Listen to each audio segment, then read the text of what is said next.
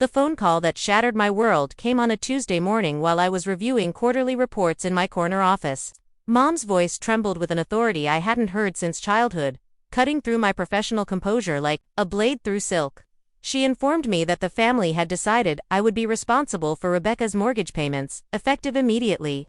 The words hung in the air like smoke from a house fire, suffocating and impossible to ignore. I dropped my pen, watching it roll across the mahogany desk my father had given me when I made partner at the law firm. The irony wasn't lost on me that this very desk would soon become evidence in a legal battle against the people who raised me. My hands trembled as I tried to process what she had just said. Rebecca, my younger sister by 3 years, had apparently fallen behind on her mortgage payments for the third time in 2 years. The family council, as Mom called it, had convened over Sunday dinner at their house while I was working late on a case that would determine whether a small business owner kept his livelihood. The decision had been unanimous, she explained with the cold efficiency of a corporate merger. I was the successful one, the one with the stable income and no children to support. Rebecca was struggling with her art career and her husband's recent layoff from the construction company. It was only fair, Mom continued, that I step up and help family when they needed it most. The monthly payment was $2,800, she said. As if she were discussing the weather. My throat constricted as I tried to form words that wouldn't come. $2,800 a month wasn't just money to me. It represented my carefully planned future, my retirement savings, the down payment I had been accumulating for my own dream home. I had sacrificed relationships, worked 6 days, and missed countless family gatherings to build the financial security that would allow me to finally live on my own terms. But this wasn't about money. Not really, this was about the invisible hierarchy that had governed our family since I could remember. Rebecca had always been the creative one, the free spirit who needed protection from the harsh realities of adult responsibility. I was the responsible one, the fixer, the one who cleaned up messes without complaint.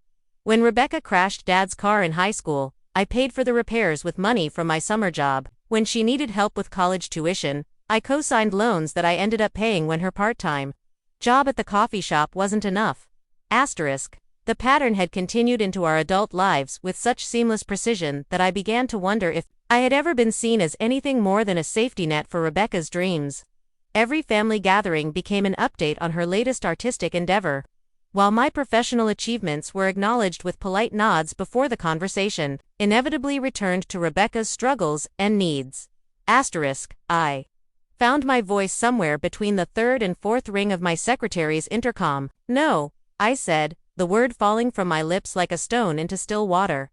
I won't be paying Rebecca's mortgage. The silence that followed was more devastating than any scream could have been.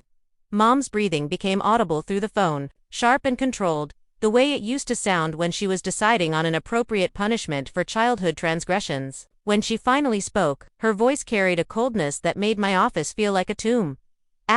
She told me I was being selfish. That family meant sacrifice, that my success was built on the foundation of love and support they had provided throughout my life.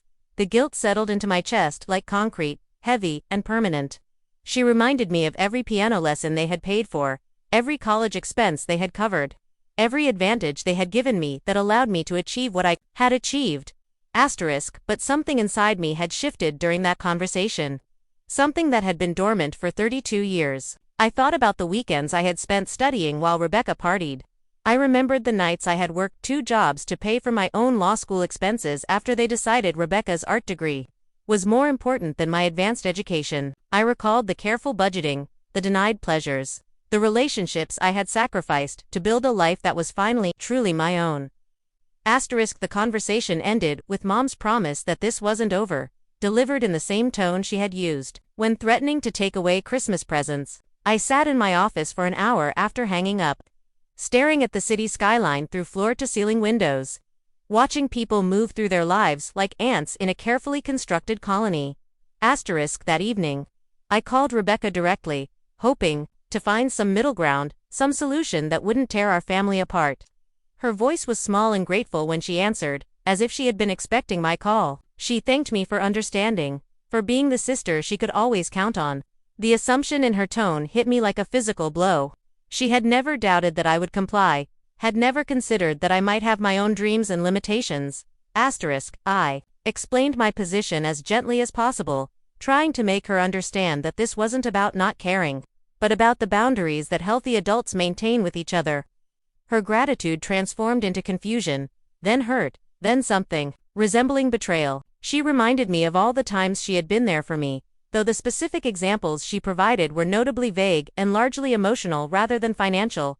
The call ended badly, with Rebecca crying and me feeling like the villain in a story where I was supposed to be the hero. I poured myself a glass of wine and sat on my balcony, looking out at the city lights and wondering when my life had become something that other people felt entitled to control.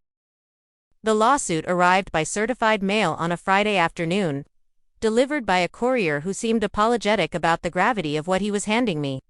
The envelope was thick and official, bearing the letterhead of Henderson and Associates, a firm I knew by reputation but had never imagined would be representing my own parents in a legal action against me. My hands shook as I read the complaint, each paragraph more surreal than the last. They were suing me for breach of familial duty, claiming that I had entered into an implied contract to support family members in times of financial distress. The documents cited instances from our childhood and young adulthood where they had provided financial support, arguing that these acts created a reasonable expectation of reciprocal assistance. They demanded not only that I pay Rebecca's mortgage going forward, but that I reimburse them for the payments they had already made on her behalf during the 3 months since our initial phone conversation. The total amount they were seeking was staggering: $42,000 immediately, plus ongoing monthly payments of $2,800 until Rebecca's mortgage was satisfied. The legal fees alone would bankrupt most families, but my parents had apparently decided that destroying me financially was worth the cost of proving their point.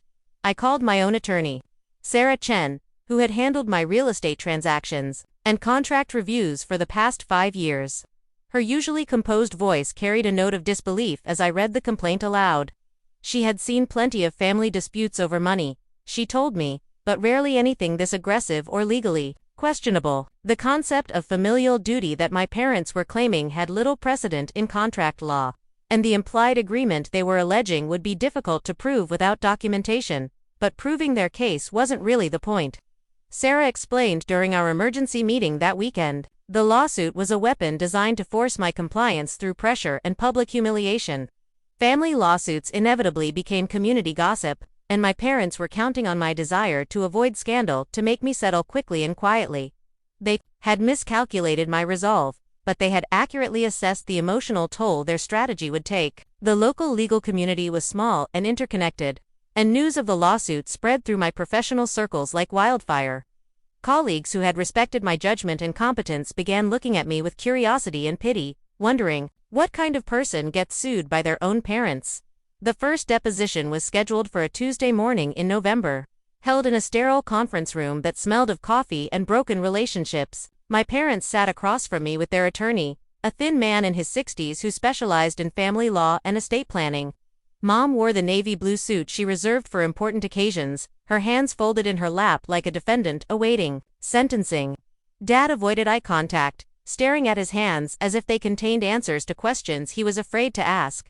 Their attorney began with background questions about our family dynamics, painting a picture of loving parents who had sacrificed for their children's success. He asked about piano lessons and family vacations, college tuition and Christmas gifts, building a narrative of parental investment that demanded repayment.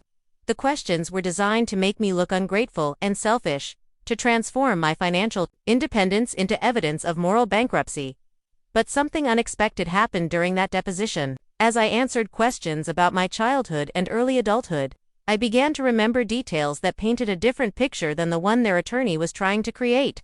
I remembered being told repeatedly that money was tight, that we couldn't afford certain things, while Rebecca's art supplies and dance classes were never questioned. I recalled working part-time jobs through high school while Rebecca focused on her creative pursuits, and how my desire to pursue advanced degrees was met with concerns about cost, while Rebecca's expensive art school education was celebrated as an investment in her talent. The pattern that emerged through my testimony was one of conditional love and selective investment. My achievements were valued primarily for their potential to benefit the family unit, while Rebecca's struggles were met with unlimited patience and financial support. I had been groomed from childhood to be the responsible one, the provider, the one who would eventually take care of everyone else. During a break in the deposition, Mom approached me in the hallway outside the conference room. Her eyes were red-rimmed and her voice was barely a whisper when she asked me why I was doing this to the family. She reminded me of how proud they were of my success, how often they bragged about my accomplishments to their friends and neighbors. But in that moment, I realized that their pride was possessive rather than supportive, based on what my success could do for them rather than what it meant for me. I told her that I loved her and Dad, that I would always be grateful for the opportunities they had given me, but that I couldn't continue to live my life according to their expectations and demands. My refusal to pay Rebecca's mortgage wasn't about the money, I explained, but about establishing boundaries that would allow me to build relationships based on choice rather than obligation. The conversation ended with Mom walking away without another word, her heels clicking against the marble floor like a countdown to something irreversible. I stood alone in that hallway, surrounded by the institutional beige walls and fluorescent lighting of a building designed for resolving conflicts, and realized that some conflicts are too fundamental to resolve without fundamentally changing everyone involved. The legal battle continued through the winter months, with each side gathering evidence and building arguments that would be presented to a judge who would decide the fate of our family relationships. Discovery requests revealed financial documents that painted a clear picture of my parents' comfortable retirement and Rebecca's pattern of financial irresponsibility. Bank statements showed that Mom and Dad had been supporting Rebecca for years, not just during this recent crisis, and that their own financial security was never actually threatened by her mortgage troubles. Spring arrived with unexpected revelations that transformed the entire landscape of our legal battle.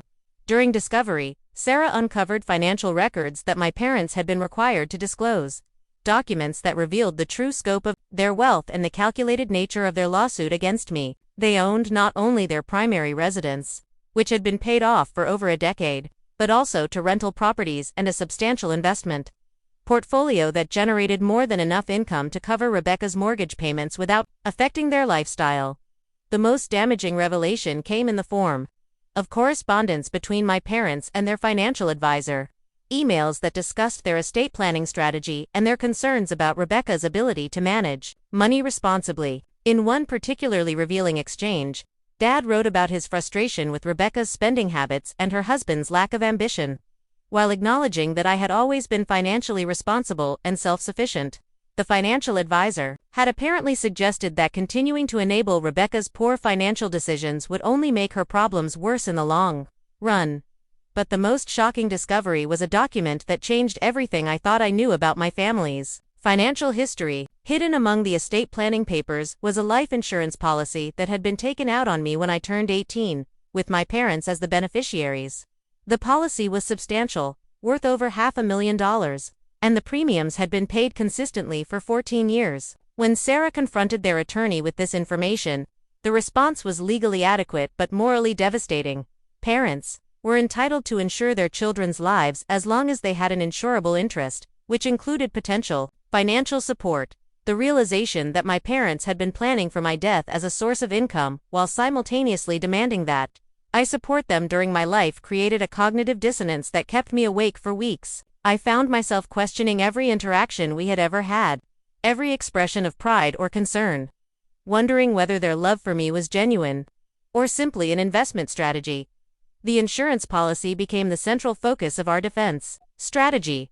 Sarah argued that parents who were financially secure enough to maintain expensive life insurance policies on their adult children were clearly not in need of financial support, and that the lawsuit was actually an attempt to manipulate me into providing money that they didn't need. The implied contract they were claiming was undermined by their own financial position and their documented concerns about enabling Rebecca's irresponsible behavior. As the trial date approached, the emotional toll of the legal battle began affecting every aspect of my life. I lost weight and sleep, found myself unable to concentrate on work projects that had once engaged my full attention. The partnership track that I had been pursuing at the law firm seemed less important when measured against the destruction of my family relationships. Colleagues who had initially been supportive began treating me with the careful politeness reserved for people who are going through messy divorces or terminal illnesses. Rebecca made several attempts to contact me during this period. Calls and text messages that ranged from angry accusations to tearful pleas for reconciliation. In one particularly painful voicemail, she told me that she had never asked for any of this, that she just wanted her sister back. That she would find another way to handle her mortgage problems if I would just drop the lawsuit and restore peace to the family. But we both knew that the lawsuit wasn't something I could simply drop. It was something that had been done to me. And the only way out was through the legal process that my parents had initiated. The irony of the situation wasn't lost on me. I was a lawyer being sued by my own family, using my professional skills to defend myself against people who had raised me and supported my education. Every legal strategy I employed against them was made possible by the very opportunities they had provided, creating a circular logic that threatened to drive me insane with guilt and frustration. The trial began on a Monday morning in late spring, in a courtroom that felt too small to contain the magnitude of our family's destruction. Judge Martinez was a woman in her 50s who had built her reputation on fair but firm handling of complex family disputes. She listened to opening arguments with the patient attention of someone who had seen every variation of human greed and family dysfunction that the legal system could produce. My parents' attorney presented their case with theatrical flair, painting me as an ungrateful daughter who had forgotten the sacrifices that made her success possible. He showed photos of my childhood, read excerpts from graduation speeches where I had thanked my parents for their support, and highlighted every instance where they had provided financial assistance during my education and early career. The narrative he constructed was compelling and emotionally manipulative, designed to make the judge see me as a selfish woman who had abandoned her family obligations in pursuit of personal wealth. Sarah's opening statement was more restrained but more devastating. She focused on the factual evidence of my parents' financial position, their ability to support Rebecca without affecting their own security, and the calculated nature of their decision to pursue legal action rather than honest conversation. She presented the life insurance policy as evidence of their true view of our relationship, and questioned whether parents who profited from insuring their children's lives could credibly claim to be financially dependent on those same children. The testimony phase of the trial revealed intimate details of our family dynamics that should never have been subjected to legal scrutiny. Dad took the witness stand and described his pride in my achievements, his hopes for my future, and his disappointment in my refusal to help Rebecca. Under cross-examination, however, Sarah forced him to acknowledge his comfortable retirement income, his investment portfolio, and his documented concerns about enabling Rebecca's financial irresponsibility.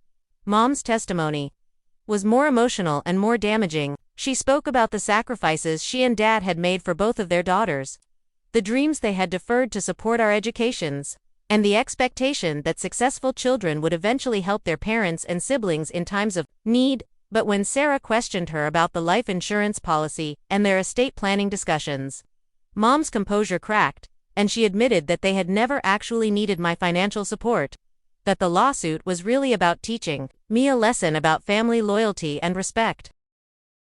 The judge's ruling came 3 weeks after the trial concluded, delivered in the same sterile courtroom where our family had been dissected and analyzed like specimens in a legal laboratory. Judge Martinez spoke with the measured cadence of someone who understood that her words would determine not just the outcome of a lawsuit, but the future of relationships that could never be fully repaired. Regardless of her decision, she found in my favor on all counts, ruling that no implied contract existed that would require me to pay Rebecca's mortgage, and that my parents' financial position made their claims of need both legally and factually unsupportable. The life insurance policy, she noted, demonstrated a level of financial sophistication and security that contradicted their portrayal of themselves as parents in desperate need of their daughter's support. She ordered them to pay my legal fees, a sum that exceeded $25,000 and represented the real cost of their attempt to control my life through litigation. But the judge's most significant comments came at the end of her ruling, when she addressed the broader implications of the case. She spoke about the difference between moral obligations and legal duties, acknowledging that families often have expectations and traditions that exist outside the formal structures of contract law. However, she continued, those expectations could not be imposed through litigation when they were not freely accepted by all parties involved. The victory felt hollow as I walked out of the courthouse into the bright afternoon sunlight. My parents left through a different exit, avoiding the awkward encounter that would have forced us all to acknowledge what we had done to each other in pursuit of being right. The local newspaper ran a brief article about the case the following week, focusing on the unusual nature of a family lawsuit and the judge's ruling that adult children have no legal obligation to support their siblings financially. Rebecca called me that evening, her voice hoarse from crying and raw with emotion. She told me that Mom and Dad were devastated by the judge's decision. Not because of the money, but because of what it represented about the breakdown of our family unit. She had decided to sell her house and move into a smaller apartment, accepting the reality that her mortgage was beyond her means and that continuing to struggle with payments that required family support was unsustainable. For the first time in months, Rebecca and I had a genuine conversation about our relationship and our family dynamics. She admitted that she had always known that I was treated differently, that expectations were placed on me that were never placed on her, but that she had accepted this arrangement because it benefited her. She apologized for not recognizing the burden that her financial problems had placed on me, and for assuming that my success meant I didn't have my own struggles and limitations. We talked for over 2 hours that night, crying and laughing and trying to find a way forward that would allow us to be sisters rather than victim and rescuer. Rebecca told me about her fears of failure and her struggle to balance her artistic ambitions with adult responsibilities. I shared my own fears about never being valued for who I was rather than what I could provide, and my exhaustion from carrying everyone else's expectations along with my own dreams.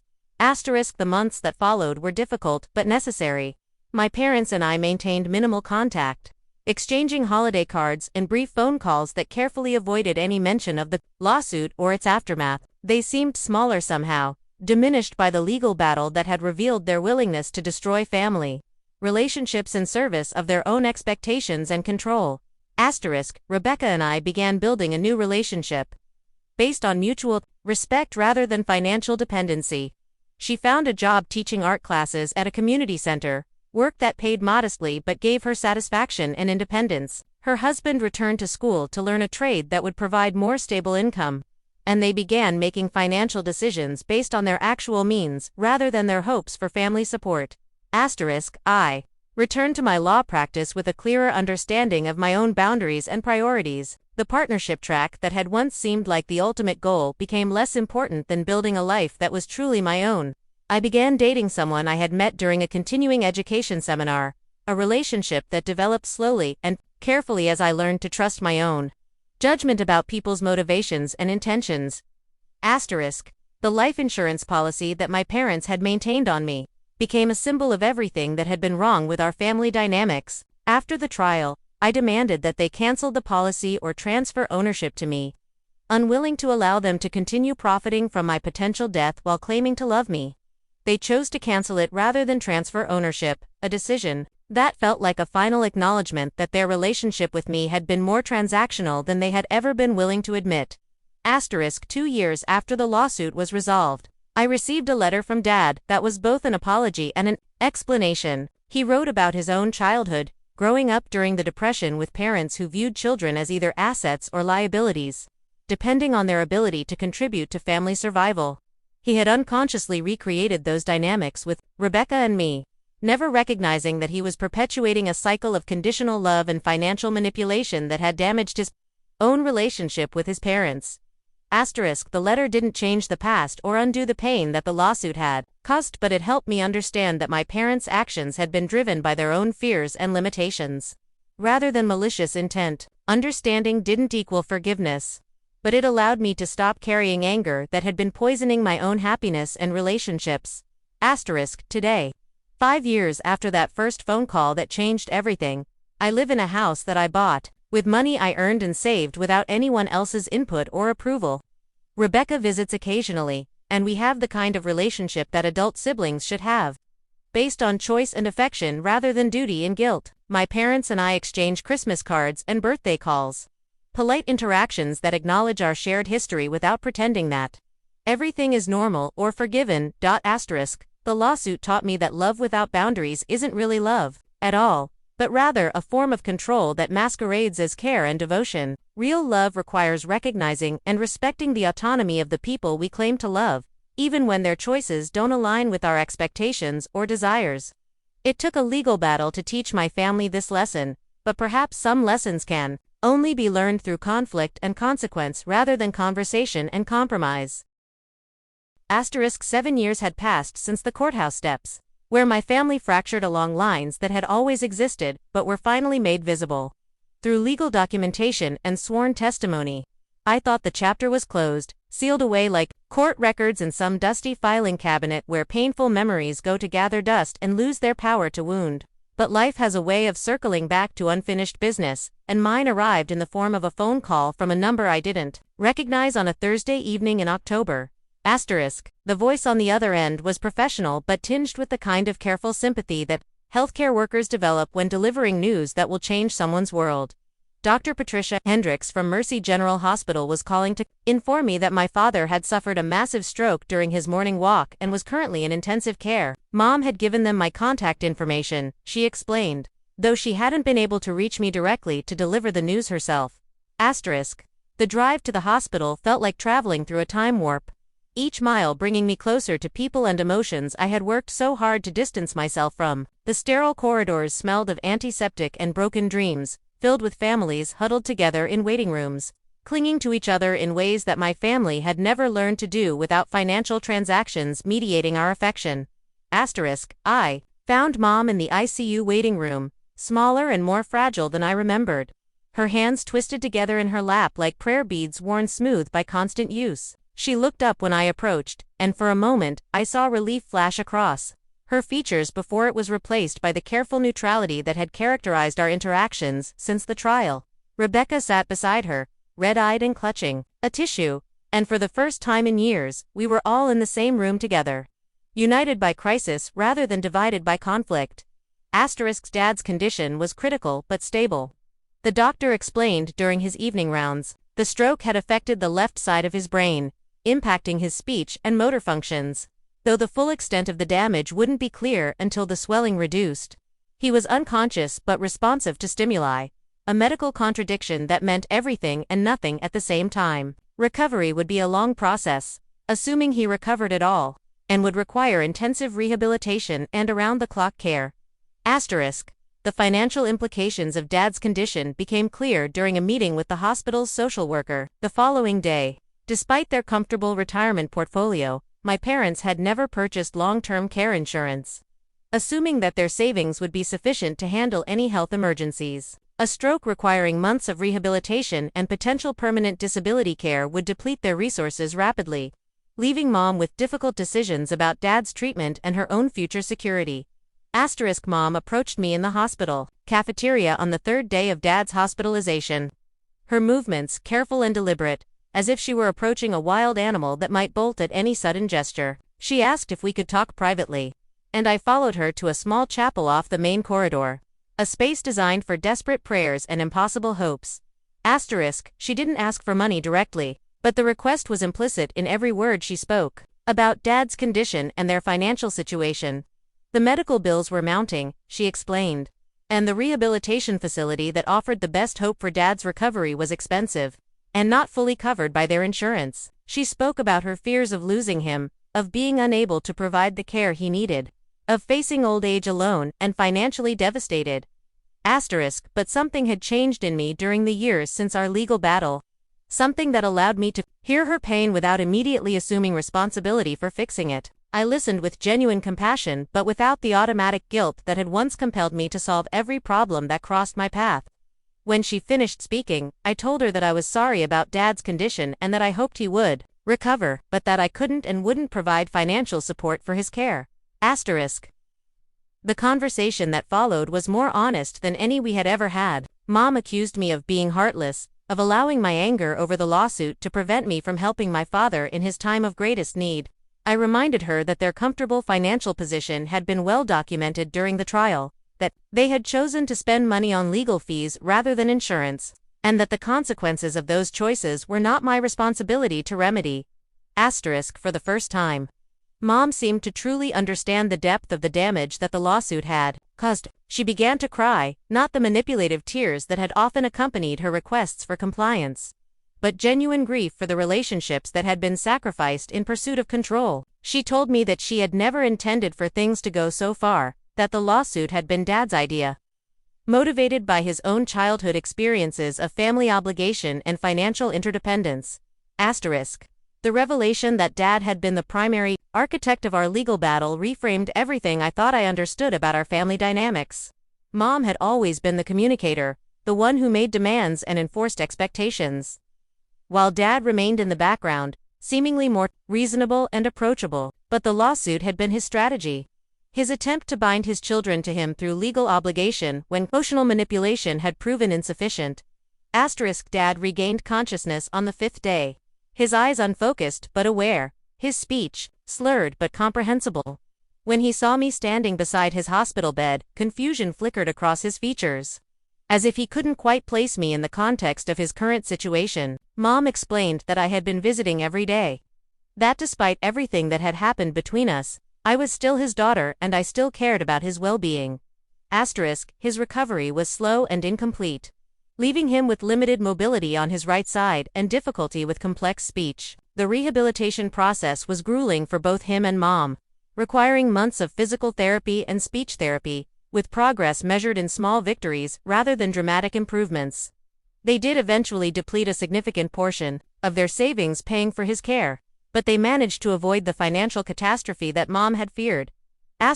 During Dad's recovery, Rebecca and I began having regular conversations about our family and our own relationship. She had been deeply affected by Dad's stroke, forced to confront the reality that our parents were aging and mortal, that the family unit she had always taken for granted was fragile and impermanent.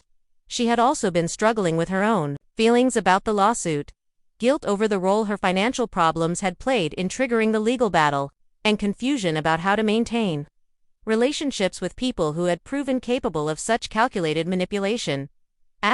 Rebecca had made significant changes in her life since the trial.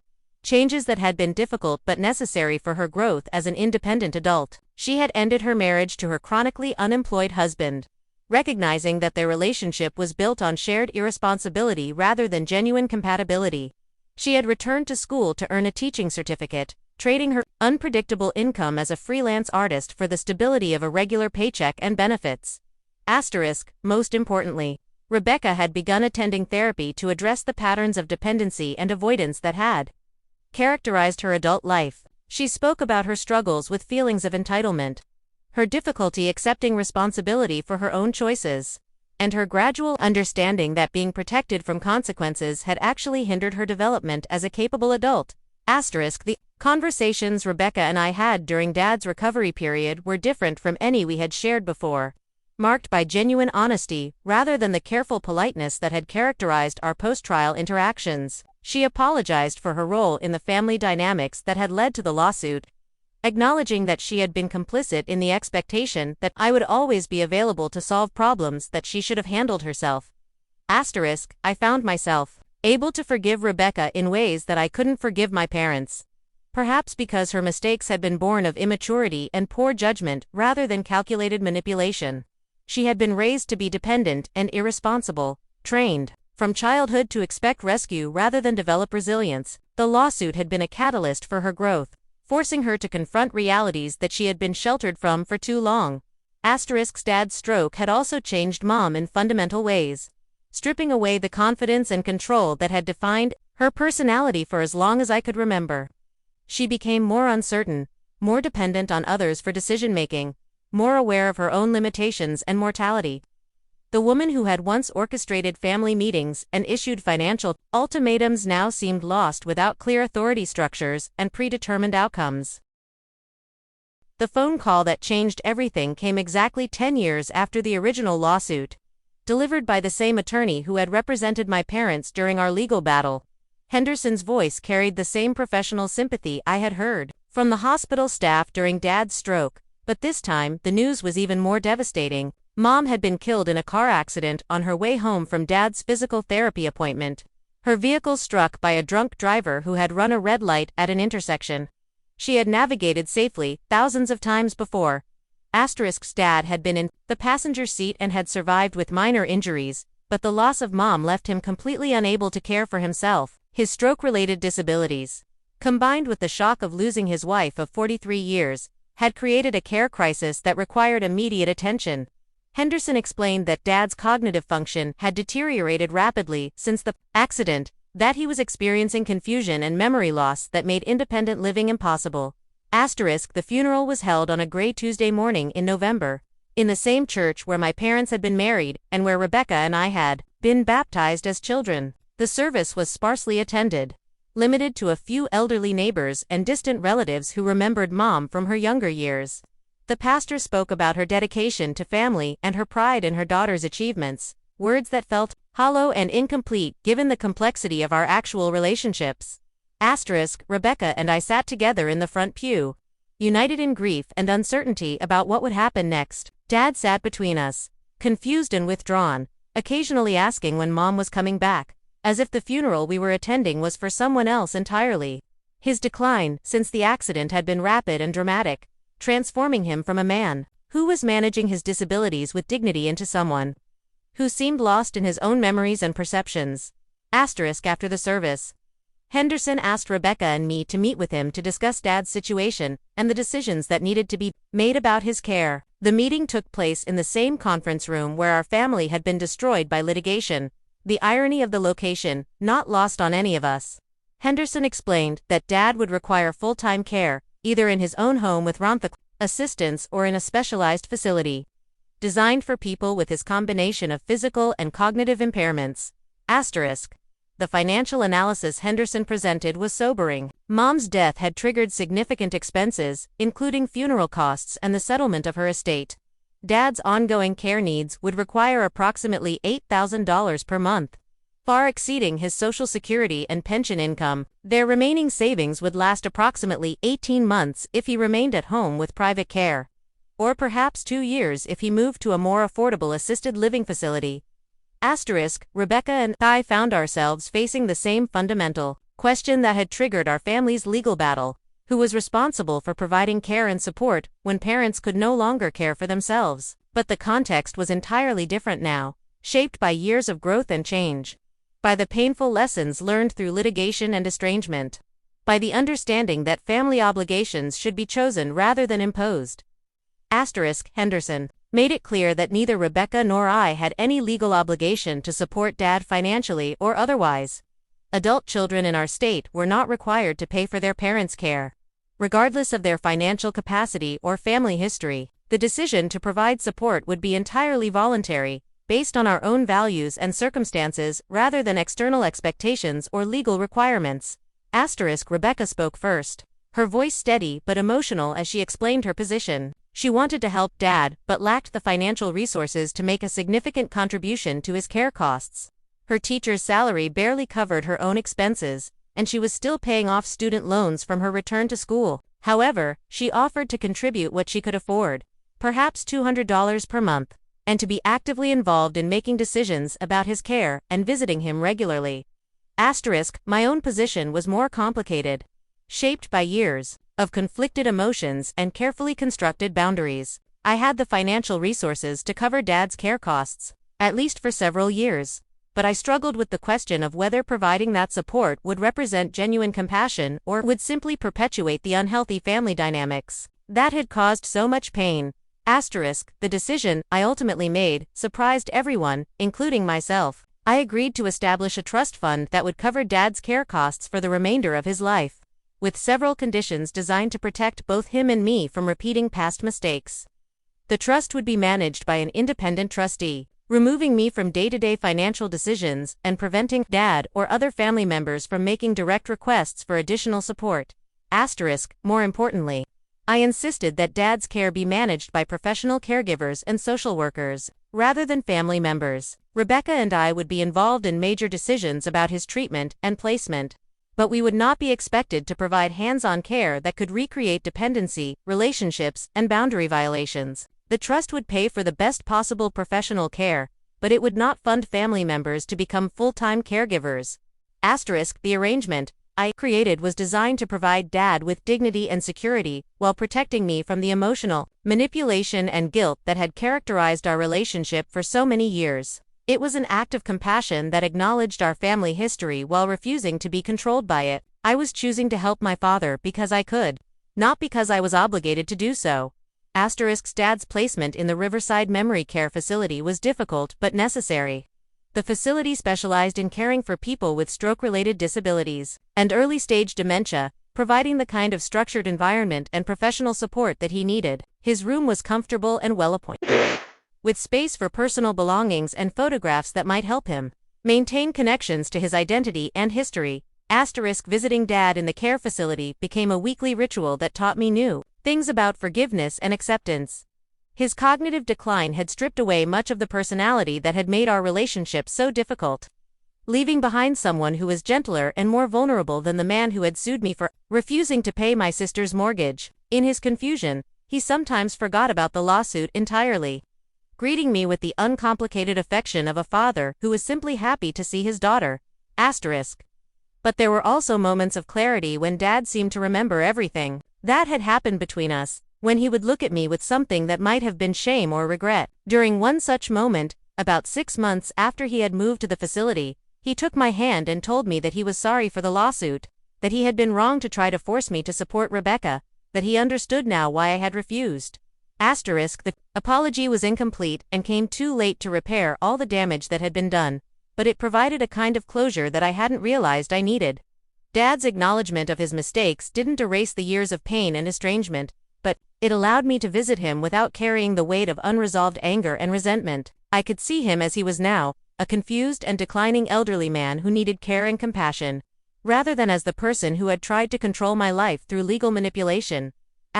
Rebecca's involvement in Tad's care was different from mine, but equally important. She visited him more frequently, bringing art supplies for therapeutic activities and maintaining connections to his life before the stroke. She had inherited Mom's gift for managing social interactions and emotional support, skills that were valuable in helping Dad adjust to his new living situation. The trust fund arrangement allowed Rebecca and me to work together in ways that would have been impossible if either of us had been personally responsible for Dad's care costs. We could focus on his emotional needs and quality of life without the stress and resentment that financial responsibility might have created. The professional management of his care meant that decisions were made based on his best interests rather than family dynamics or financial limitations.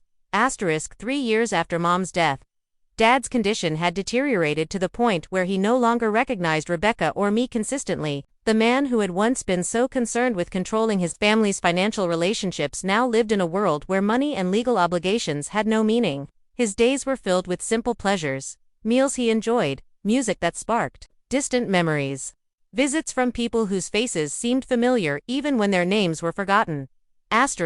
The irony of our situation was not lost on me. I was voluntarily providing the kind of financial support that Dad had tried to force me to give Rebecca, but the circumstances were entirely different. My choice to fund his care was made freely, without coercion or manipulation, based on my own values and capacity rather than external pressure. The difference between chosen obligation and imposed duty had proven to be the difference between resentment and peace.